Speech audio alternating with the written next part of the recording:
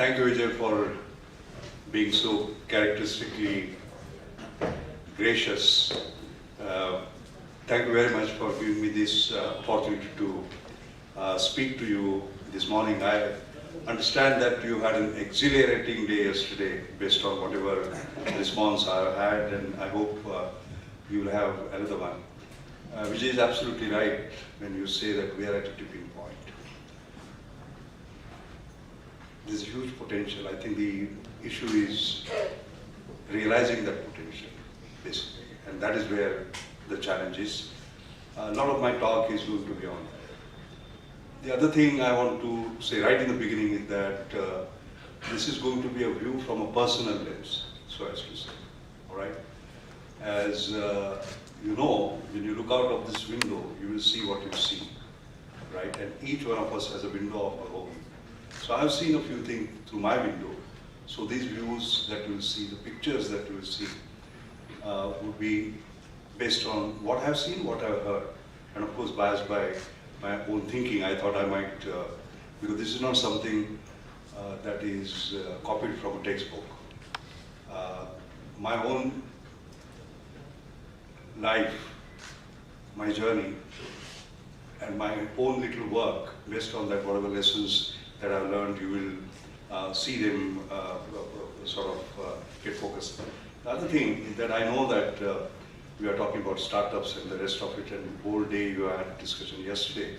What I'm going to do is to take you away from that on a 30,000 feet sort of plane, and from there look at things the way they're happening in India and around the entire ecosystem part that you talked about. Let's talk about the changing face of science and technology. If you see, for example, before 50s, it was all about individual excellence. J.C. Bose's of this world, the S.N. Bose's, the Ramans, the Ramanujans, Meghna Sahas of this world, and so on and so forth. And they opened no windows, by the way.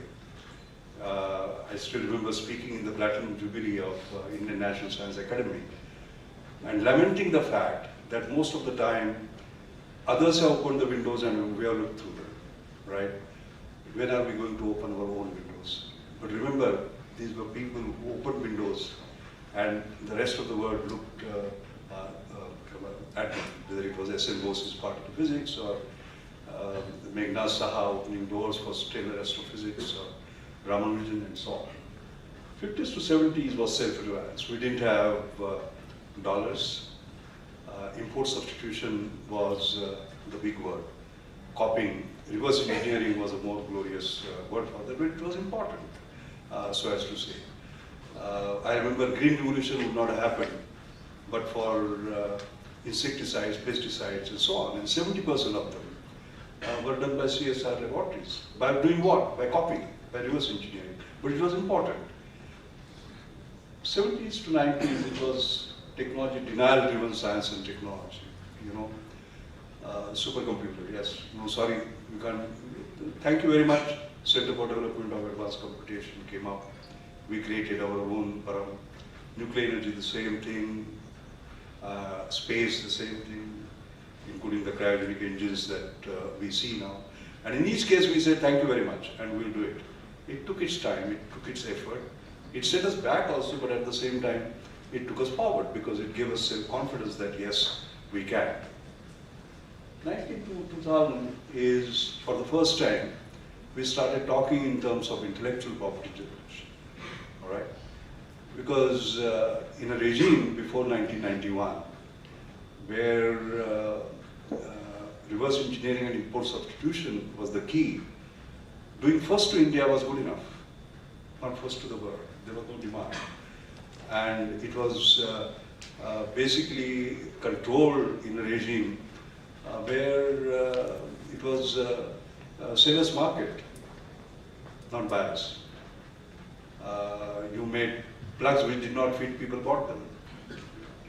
You made cars where everything other than the horn made noise, you bought them. It was later that it became sort of buyer's market. We opened up in 1991. I call it the second freedom. So this is the time. And then in 2010-30, we are hoping in these 2 decades, we'll start moving into the leadership position, something that Vijay was talking about. So we are at this tipping point at the moment. Innovation, what's happening to innovation? India is slipping. As far as you see the Global Innovation Index. We were 62 in 2011, 64 in 12, 66 in 13, and 76 in 14. These are hard realities. Now you can dispute and say, oh come on, that Global Innovation Index is wrong. Like when we don't figure in the top 500, we say, oh look at those indicators, nature paper, science paper, Nobel laureate, these are. But using consistent indicators, we are slipping. Why? Not simply because we are slipping, the others are running faster, so as to say. And these are small nations, all right? And therefore we need to worry. But at the same time, I see another picture through my window. And that picture is, whereas we are slipping, and this is out of 141 nations, by the way, okay? I happen to be, by the way, on the advisory board of this Global Innovation Index. We had the last meeting about 3 months ago, and I've challenged them, by the way, as to really are you measuring real innovation. Why did I say that? Because if you see our positioning, what is called as M&M innovation, and I'll explain that to you, and India is right at the top, not 64, 66, 76, etc. You see, it is all about getting more performance from less resource for more people, not just for more profit. And this is known now as M&M paradigm. India is outstanding in this, absolutely, and number one by far. Okay? And that has happened because of a variety of reasons. Because on one hand we had scarcity, on the other hand we had aspiration. And the combination of scarcity and aspiration is a deadly combination. So we have to perform. And that scarcity was partly created because we were poor in resources, partly created by us. When we closeted ourselves in the pre-liberalization era, we were closing our doors. That resource scarcity we created ourselves, so as to say. Okay, but under those circumstances, when you have an aspiration but you have a scarcity, how do you do that? And here we are actually at the top. Let us pose a problem, challenge.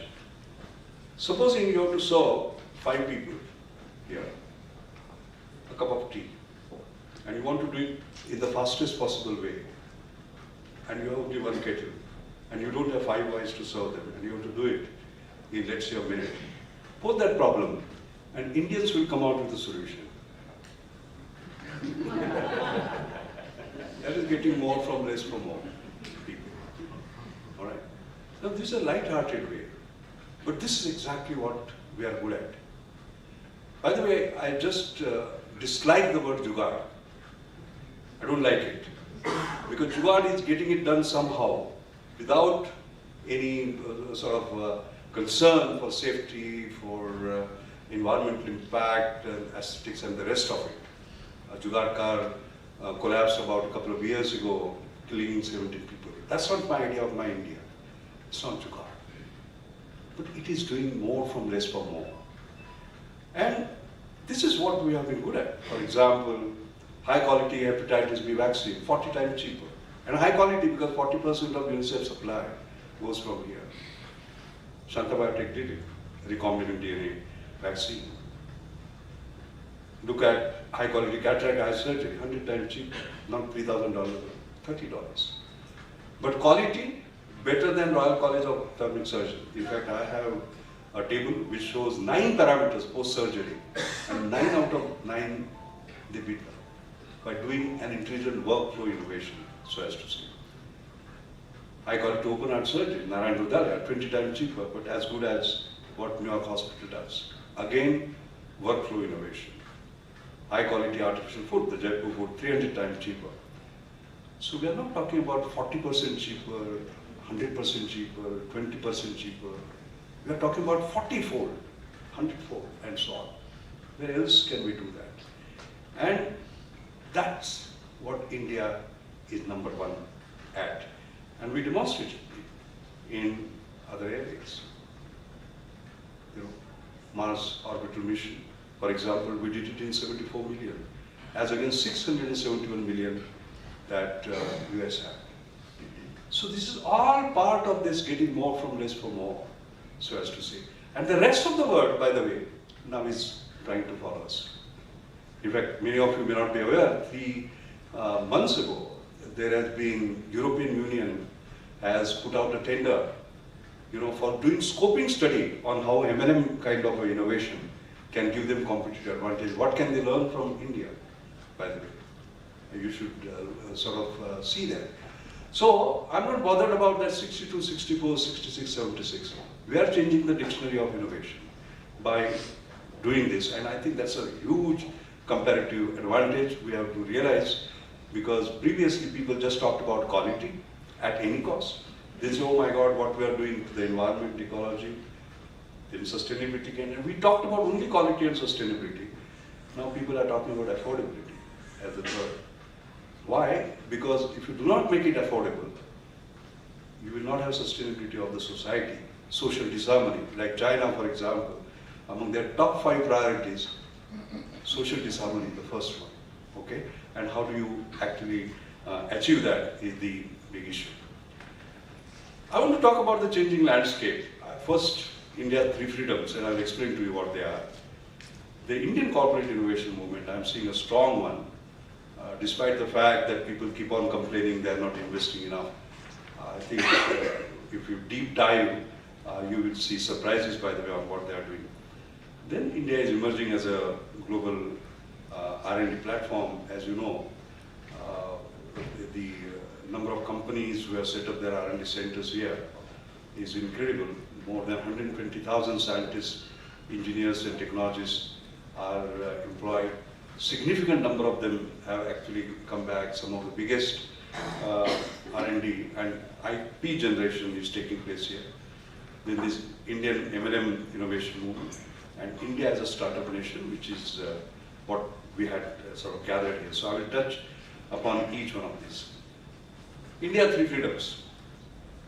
The first freedom was 1947. It was a political freedom. The second came in 1991, the trade and economic. Okay, freedom to compete.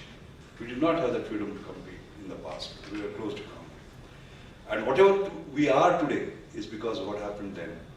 Today, India has become the darling of the world, so as to say, in terms of growth, or people who used to refer to us as a third world country now look at us as potentially the third most powerful, economically powerful country in time to come. Only we can hold ourselves back, by the way, nobody else can. And that's all possible because of this 1991 opening up. And the third freedom, 2008, I would say technological freedom. Nuclear deal is being looked at by people in a very narrow way. No, it has to be picked up in a different way. For a number of reasons I'll explain to you. Going back to the second freedom, Henry Ford used to say, let the customer have any color of the car as long as it is black. You remember that? Similarly, Indian government used to say pre-1991, let the customer have any car as long as it is ambassador of Fiat. You remember that? And today you just go out and see what it is. It happened post-1991. Why? Because this same Ratan Tata, where J.R.D. Tata had said, if Telco had been allowed to develop as it should have been, I have no doubt we would be making cars in India, and a Tata car would have been dominant as the Tata truck is today. This was February 1978. It was not, basically. And once it was allowed, Ratan came with Indica, the first indigenous car here, and how life changed, as a matter of fact. It was not only that, but he took over Jaguar Land Rover. All right? Do you have imagined a time when this would happen? These times have happened because of 1991, particularly to my younger generation. I want to sort of bring this particular point out. 3 years ago, Vijay, I was in Cambridge University, giving Judge Business School's first BP innovation lecture. And I remember at the end, there was a dinner that was held in Huzan, not my own, but Ratan Tata's own. Because Ratan Tata on that day had got an honorary doctorate, by the way, from Cambridge University. So everybody was there, including President of Royal Society, Lord Martin Rees. And there was somebody was sitting next to me, Cambridge, our Cavendish Lab director. Suddenly in between, he pointed towards Ratan and he said, do you realize that you are looking at an Indian who is the biggest employer of British in Britain? Can you just imagine that? We have imagined a day when an Indian will be the biggest employer of British in Britain, obviously because of Jaguar Land Rover, a whole range of sort of other companies that he had acquired, etc. If 1991 would not have happened, this would not have actually happened. Third freedom, as I said, the 1, 2, 3, that open door for access to dual-use technology. And it's not just strategic sector, it has a huge impact on the civilian sector. When I was the DG of CSIR, I remember our launching this 14-seater aircraft project, civilian aircraft. Okay, it was short haul, we required that. It had 15,078 components. And just one of them, starter generator, was on entities list.